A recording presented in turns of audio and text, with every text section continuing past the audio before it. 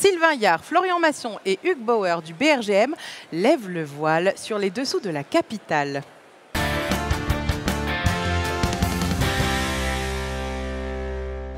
Alors, je ne sais pas si vous avez une idée de ce qu'est le point commun entre toutes ces images. En fait, le point commun entre toutes ces images-là, c'est le sous-sol. Vous êtes pour la plupart tous venus par le métro, donc vous avez déjà circulé dans le sous-sol. Mais ensuite, ces autres activités, on a tendance à pas trop les connaître. Donc, et oui. Voilà. Et, en effet, il y a sous nos pieds plus de 2000 mètres de strates empilées les unes sur les autres, et les plus anciennes ont 250 millions d'années. Quand on creuse sous Paris, on va rencontrer différents types de roches, successivement des sables, du gypse, du calcaire, de l'argile, de la craie. Alors je ne sais pas si vous savez à quoi servent ces matériaux, mais si vous regardez autour de vous, eh bien, pour les constructions, on a besoin effectivement du sable pour faire du verre ou du béton, du gypse pour le plâtre, du calcaire pour les pierres à bâtir et l'argile pour les tuiles. Savez-vous par exemple que pour construire Notre-Dame, on a exploité le calcaire dans des carrières qui sont aujourd'hui dans le 12e arrondissement. Alors depuis l'incendie, il faudra remplacer certaines des pierres qui sont abîmées, et c'est en Picardie qu'on va aller les chercher. Il est évidemment hors de question de rouvrir des carrières aujourd'hui à Paris. Et dans le nord de la capitale, eh c'est au but de Chaumont et à Montmartre qu'on a exploité pour le gypse. Il faut savoir que la moitié de l'eau que vous consommez à Paris provient des nappes souterraines. Alors il y a la nappe phréatique, c'est la première des nappes qu'on rencontre quand on creuse dans le sous-sol, mais il y en a des plus profondes. Est-ce que vous avez une idée à quoi elle ressemble ? Je sais pas, je dirais une rivière souterraine, peut-être. Et non. En fait, les nappes souterraines, ce sont les parties de les roches qui sont gorgées en eau, un peu à la manière d'une éponge. Alors, je vous disais, on en rencontre à différentes profondeurs. Et sous Paris, on est allé creuser jusqu'à 600 mètres de profondeur dans des sables pour trouver de l'eau potable. Et on a fait une découverte.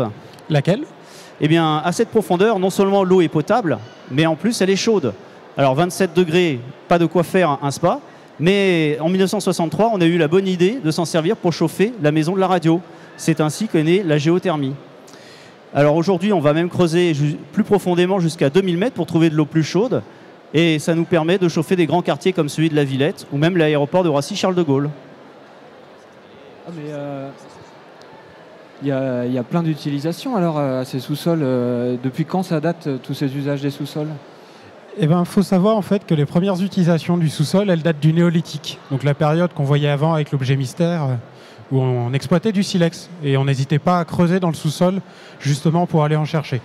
Ensuite, au fur et à mesure du temps et des époques, les besoins ont évolué et comme le disait tout à l'heure Hugues, on a cherché d'autres matériaux, donc du calcaire, du gypse, pour construire des bâtiments. Et par là, au fur et à mesure du temps, on s'est retrouvé avec des quantités de carrières souterraines abandonnées et donc des quantités de souterrains vides non exploités. Et là-dessus, les Parisiens ont été très doués pour les réutiliser au fur et à mesure des époques, que ce soit de manière légale, plus ou moins légale en fait. Donc si on prend l'exemple du 15e arrondissement, qui n'est pas très très loin d'ici, l'une des premières utilisations qui a été faite des carrières abandonnées, c'est les réexploiter en tant que village troglodyte. Donc aménager des habitations dans des portions de carrières, donc en creusant des placards dans les parois et dans certains cas en aménagement même des cheminées. Et alors tu nous as parlé d'usages moins légaux, tu peux nous en dire un peu plus ? Oui, alors pour les usages moins légaux, il faut avancer un peu plus dans le temps et se rapprocher de la période de la Révolution française. Où là, il faut savoir qu'à cette époque-là, certains produits, comme l'alcool, étaient taxés à l'entrée dans Paris. Et il y avait ce qui s'appelait les barrières d'octroi, où les gens payaient une taxe. Et pour contourner ça, en fait, des contrebandiers ont eu l'idée d'exploiter les centaines de kilomètres qui se trouvaient de galeries vides sous Paris pour faire entrer en douce de l'alcool. Et donc, il y a eu une gigantesque partie de cache-cache sous Paris entre des contrebandiers et la police. Donc, quand la police attrapait des contrebandiers et découvrait des routes, ils fermaient ces accès-là et les contrebandiers avaient juste à exploiter une autre partie des carrières souterraines pour entrer sans payer. Eh ben, il y en a eu d'autres, des utilisations un peu bizarres comme ça, des carrières après la Révolution ? Après la Révolution, oui. Si on avance encore un peu dans le temps et qu'on se rapproche du 19e siècle, on va de la fin du 19e siècle, non que je ne dise pas de bêtises, début des années 1800, on a la naissance de ce qu'on voit ici, les champignons de Paris, où la méthode pour les exploiter en souterrain est née sous Paris, et plus précisément à la limite entre le 14e et le 13e et le 14e arrondissement. En fait, c'est un maraîcher qui s'appelait Chambry, qui un jour a décidé de descendre dans un puits de carrière qui se trouvait sous ses jardins et qui a découvert en fait un magnifique essaim de champignons de Paris sur un tas de fumier de cheval. Il les a ramassés et les a mangés. Et il a trouvé ça tellement bon qu'il a décidé d'arrêter toutes ses activités de maraîcher pour se consacrer uniquement à la culture de champignons en souterrain. Ensuite, cette activité elle a perduré au fil du temps, puisqu'aujourd'hui, on retrouve encore une seule champignonnière à Paris, qui n'est plus dans les carrières, mais qui se trouve dans le parking d'un HLM du côté de la porte de la Chapelle. Et c'est génial ça, et on peut les visiter, tous ces souterrains? Malheureusement, non. On n'est pas autorisé à descendre en tant que particulier dans les carrières, c'est strictement interdit. Mais il y a encore un endroit où on peut y descendre, c'est du côté de la place d'Enfer-Rochereau, dans les catacombes, qui ont été aménagées à la fin du 19e siècle pour accueillir les ossements en fait, des cimetières de Paris quand ils sont devenus pleins à craquer. Ça débordait et donc il a fallu stocker quelque part et on s'est servi des vides présents sous Paris. Et donc, comme je le disais, c'est strictement interdit de descendre maintenant dans les carrières, hormis certains endroits encadrés pour des raisons de sécurité. Alors, justement, à propos de sécurité, en fait, Paris est un vrai gruyère. C'est pas un problème, ça, Sylvain ? Alors, ça peut être un problème, mais heureusement, toutes les cavités ne s'effondrent pas. Alors, par contre, certains ont peut-être entendu parler de la catastrophe de Clamart.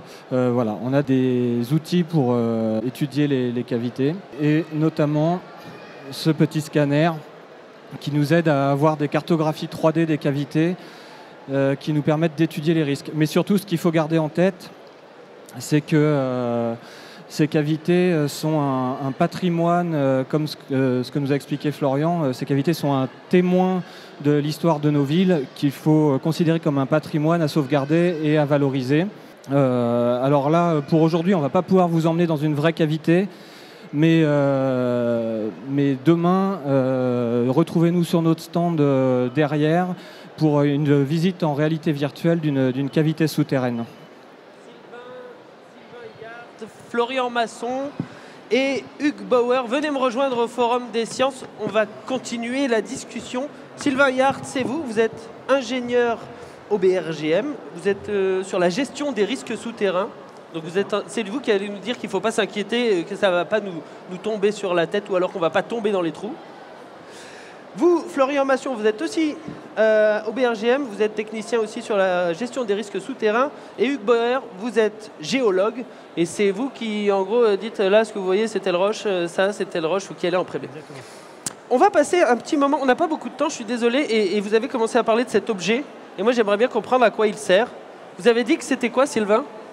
Alors, c'est un scanner laser 3D. Oui. C'est un petit objet avec lequel on se promène dans les cavités, donc les anciennes carrières auxquelles on peut encore accéder.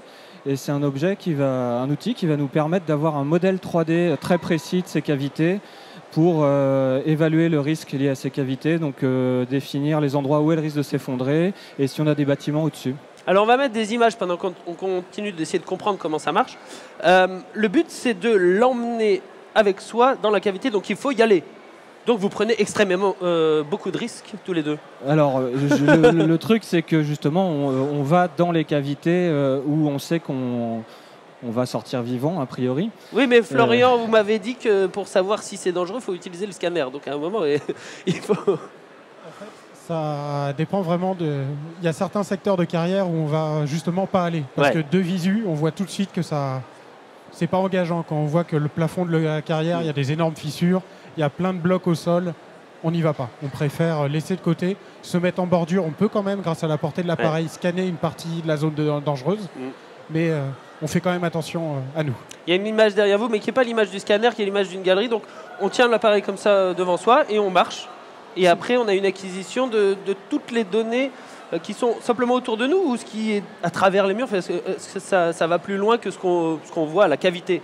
Non, ça reste ce qu'on voit en fait autour de nous. C'est comme ce que va lever l'appareil, c'est ce qu'on voit nous en fait quand on se déplace dans la carrière. Il ne va pas voir à travers les murs. Ouais. Si jamais il y a une autre carrière derrière, une autre galerie derrière un mur à côté de nous, il va falloir qu'on rentre dans cette carrière-là pour la voir.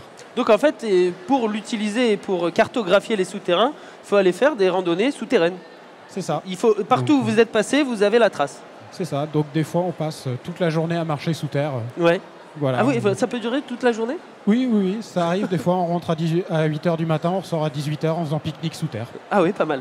Hugues Bauer, est-ce que toutes les grandes villes en France ont des souterrains ou ont exploité le souterrain pour aller chercher des pierres et se construire? Exactement. Ah oui. Oui, c'est vrai que toutes les grandes villes ont besoin de matériaux pour se développer. Où est-ce qu'elles vont chercher ce matériau? Évidemment, juste le plus proche. Donc généralement, les carrières sont ouvertes en périphérie des villes. Et puis elles sont poursuivies en souterrain. La ville, en s'agrandissant, va venir recouvrir ces anciennes carrières. C'est comme ça qu'on en trouve sous Paris aujourd'hui, qui était exploité à l'époque de Notre-Dame.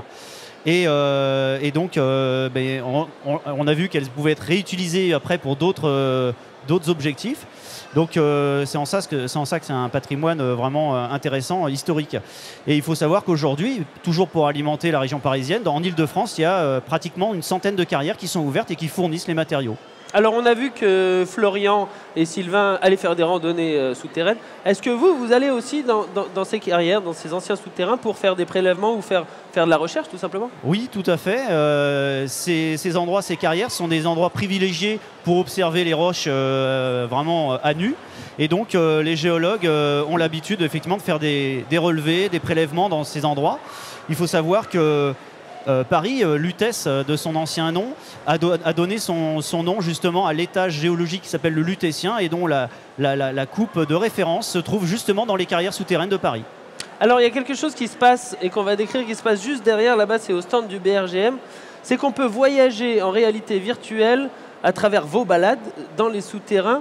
On met un casque et on... Est-ce que maintenant, aujourd'hui, la VR, la réalité virtuelle, c'est un objet qui va vraiment nous servir de plus en plus à étudier le monde 3D souterrain? Parce que quand on est sur une carte, on n'a pas les épaisseurs. Sylvain Yart. Alors, effectivement, c'est un objet qu'on utilise, une technologie qu'on utilise de plus en plus. Ouais. Pour tous les aspects scientifiques, c'en est encore à ses prémices. Par contre, pour les aspects sensibilisation et partage de l'information avec le grand public, c'est quelque chose qui est extraordinaire et comme techniquement le milieu souterrain c'est un milieu où tout le monde ne peut pas aller, ça permet de faire ressortir le milieu souterrain à la surface et de montrer au plus grand nombre ce qu'on voit et ça, rien que ça, c'est extraordinaire. Mais pour l'instant c'est plus sur des aspects patrimoine et valorisation que sur des aspects purement scientifiques. Merci beaucoup à tous les trois d'être venus nous raconter votre vie souterraine.